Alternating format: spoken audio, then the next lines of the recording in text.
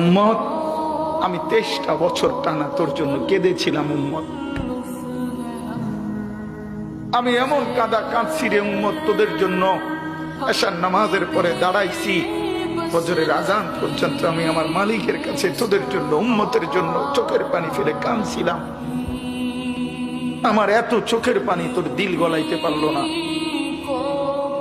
আমি তায়েফের পাথরের আঘাতে আমার পিঠটা চালনির মতো ছিদ্র ছিদ্র হয়ে গেছে রক্তে।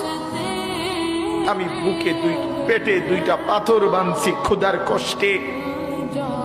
আমি উহুদের দান শহীদ করা রক্তে উহুদের ময়দানে পড়েছিলাম বেহুশ হয়ে। আমার ঘরের চুলায় 3 মাস রান্নার জন্য কোনোদিন চুলায় আগুন জ্বলে নাই। আমার এত চোখের পানি, এত রক্ত, এত ক্ষুধার কষ্ট, কিছুই তোর মন গলাইতে পারলো না, তোরে সেজদা দিতে পারলো না।